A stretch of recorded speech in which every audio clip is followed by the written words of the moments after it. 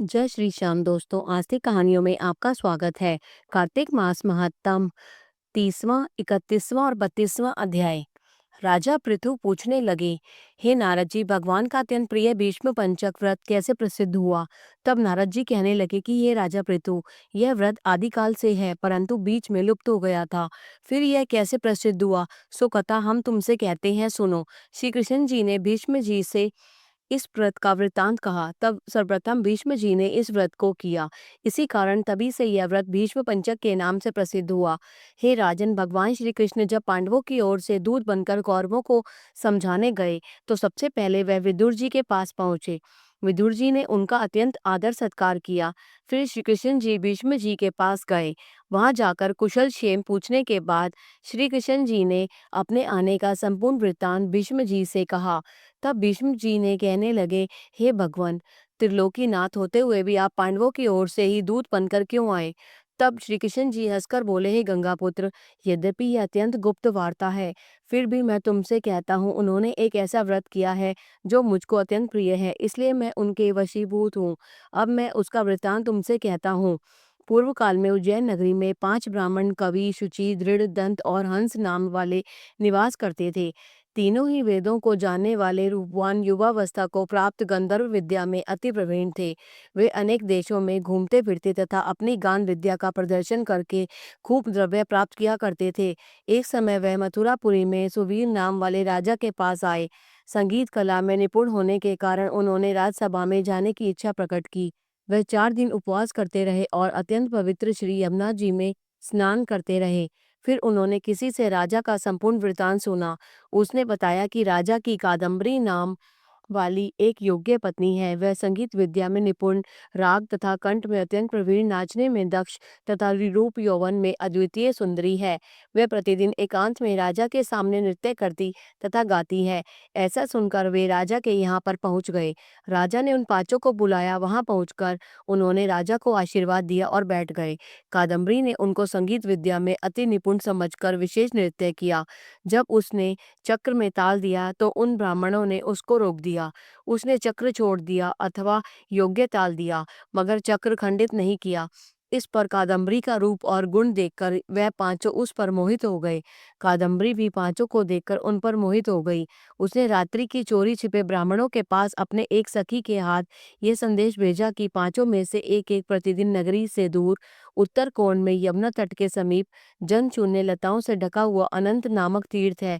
वहां पर मेरे पास आकर अपनी अपनी विद्या तथा गुण का प्रदर्शन करो। मैं भी वीणा तथा राग की अपनी कुशलता दिखाऊंगी। भगवान कहते हैं, हे भीष्म जी, एक ब्रह्मचारी जो मेरा भक्त था, दुष्ट संगीत के भय से गांव से अति दूर वहां रहता था। उन दिनों वह भीष्म पंचक व्रत करता हुआ देवालय में मेरा पूजन करता था। कार्तिक शुक्ल एकादशी के दिन उन संगीतज्ञ ब्राह्मणों में से कवि नाम वाला ब्राह्मण वहां पर आया। कादम्बरी भी मुनि के पास स्थान पर पहुंच गई। वहां मुनि ने जिस प्रकार पूजा की, उस कवि नामक ब्राह्मण ने भी उसी प्रकार भगवान की पूजा किया। उसके बाद वीणा लेकर गान करने लगे। उस मुनि ने अपना मन जीता हुआ था, इस कारण गान सुनकर भी क्रोधित नहीं किया। सारी रात कादम्बरी और कवि गायन व नृत्य करते रहे। मुनि को गोबर का आचमन करते देख कवि ने भी वैसा ही किया। प्रातःकाल होते ही कादम्बरी राजमहल में पहुंच गई। मुनि की संगति से उनके समस्त पाप दूर हो गए। इसी तरह पांचों ब्राह्मण बारी बारी से नृत्य गान कर तथा भगवान का पूजन कर वापस चले गए। उधर राजा ने मंदिर में कादम्बरी के जाने का समाचार सुनकर उसे महल में बंद कर दिया, जिससे वह मंदिर न जा सकी। कार्तिक मास में हमारे सामने नृत्य गान करने के कारण वह कादम्बरी द्रौपदी हुई तथा हंस नाम वाला वह ब्राह्मण युधिष्ठिर हुआ। कवि अर्जुन, शुचि सहदेव, दंत नकुल तथा दृढ़ नाम वाला पराक्रमी भीम हुआ। हे भीष्म जी, वस्तुतः इस व्रत के प्रभाव से ही पांडवों के वशीभूत हूँ। अब तुम्हारे द्वारा यह पंचक व्रत किए जाने से यह तुम्हारे नाम से ही विख्यात होगा, अर्थात भीष्म पंचक व्रत कहलाएगा। इस व्रत के अंत में ब्राह्मणों को भोजन कराकर यथाशक्ति दान दक्षिणा देनी चाहिए। 31वां अध्याय। ब्रह्मा जी कहने लगे, कार्तिक शुक्ल एकादशी, जिसको हरि प्रबोधिनी एकादशी भी कहते हैं, इस एक व्रत के करने से वाजपेयी यज्ञों से भी अधिक फल प्राप्त होता है तथा जन्म जन्मांतर के सब पाप नष्ट हो जाते हैं। जो 4 महीने का चातुर्मास व्रत होता है, वह भी इसी दिन समाप्त हो जाता है। इस दिन व्रत रखकर ओम नमो भगवते वासुदेवाय इस मंत्र का जाप करें। तत्पश्चात रात्रि को जागरण करें तो सब एकादशियों का फल प्राप्त हो जाता है। भीष्म पंचक व्रत कार्तिक शुक्ल एकादशी से प्रारंभ होकर पूर्णिमा को समाप्त होता है। इस दिन ऋषि व पितरों का तर्पण करना चाहिए। भीष्म पंचक में नित्य ही भीष्म जी का तर्पण करना चाहिए। वसु के अवतार शांतनु के पुत्र चंद्रवंश में उत्पन्न व्याघ्रपद गोत्र संस्कृत प्रवर वाले संतति रहित गंगा के पुत्र सत्यवती आजन्म ब्रह्मचारी भीष्म जी का तर्पण करने से संपूर्ण वर्ष के पाप नष्ट हो जाते हैं। भीष्म पंचक व्रत करने वाला पूर्णमासी व एकम को ब्राह्मणों को खीर का भोजन करावे तथा दान दक्षिणा देकर उन्हें संतुष्ट करे। तत्पश्चात आप भी भोजन करें। 32वां अध्याय। सूत जी कहते हैं कि ध्वजारोपण सब पापों को नाश करने वाला है। चारों वर्णों में जो कोई भी भगवान के मंदिर में झंडी लगाता है वह ब्रह्मादि देवताओं से पूजित होकर विष्णु लोक को प्राप्त हो जाता है। नारद जी कहते हैं कि हे राजा पृथु, हम तुम्हें एक पुरातन इतिहास सुनाते हैं। पूर्व काल में सतयुग में सुमति नाम वाला एक चंद्रवंशीय राजा था। यह राजा भगवान का भक्त, अहंकार रहित सप्तद्वीप का राजा था। सत्यवती नाम वाली उनकी रानी अत्यंत पतिव्रता थी। वह भगवान के सामने नृत्य किया करती थी तथा कार्तिक शुक्ला द्वादशी को भगवान के मंदिर में ध्वजा बांधा करती थी। एक दिन राजा तथा रानी को देखने के लिए विभांडक ऋषि आए।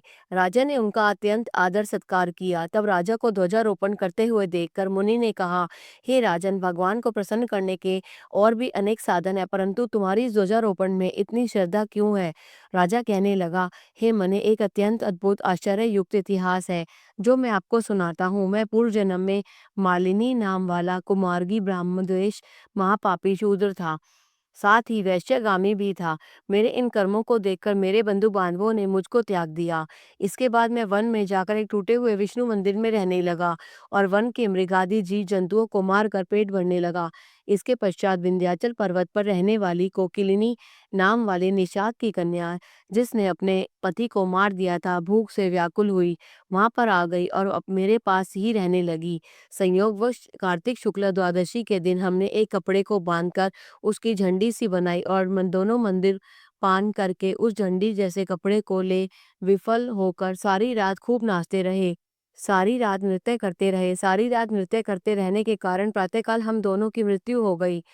तब यमदूत हमें फांसी में बांधकर मारते हुए यमराज के पास ले जाने लगे। उसी समय विष्णु भगवान के दूत विमान लेकर वहां पर आ गए और यमदूतों को धमकाते हुए बोले, तुम पापियों को यमपुरी ले जा सकते हो, धर्मात्माओं को नहीं। परंतु यमदूत भी अत्यंत क्रोधित होकर कहने लगे कि यह दोनों महापापी हैं, इस कारण यह यमपुरी ले जाने योग्य हैं। इन दोनों ने जीवन भर एक भी पुण्य कार्य नहीं किया है। तब विष्णु पार्षद कहने लगे कि महाखेद की बात है, तुमको धर्म अधर्म का कुछ भी ज्ञान नहीं है। यह ठीक है कि ये दोनों ने सारी उम्र महापापों में रत रहे हैं, परंतु इनके कार्तिक शुक्ला द्वादशी को भगवान के मंदिर में ध्वजारोपण तथा नृत्य किया है, अतः अब ये पापी नहीं रहे। इनके संपूर्ण पाप नष्ट हो गए हैं, इस कारण ये विष्णु लोक में जाने के अधिकारी हैं। भले ही उन्होंने अनजाने में ये सब कार्य किए। इसके पश्चात विष्णु भगवान के दूत उन दोनों को विमान में बिठाकर विष्णु लोक को ले गए। नारद जी कहते हैं कि राजा पृथु, अनजाने में भी ध्वजारोपण का ऐसा फल है, तो श्रद्धा के साथ कार्तिक शुक्ला द्वादशी को जो ध्वजारोपण करता है उसके फल का तो कहना ही क्या है। इतनी कथा सुनकर विभांडक ऋषि तपोवन को चले गए। जय श्री श्याम। बोल श्री कृष्ण भगवान की जय।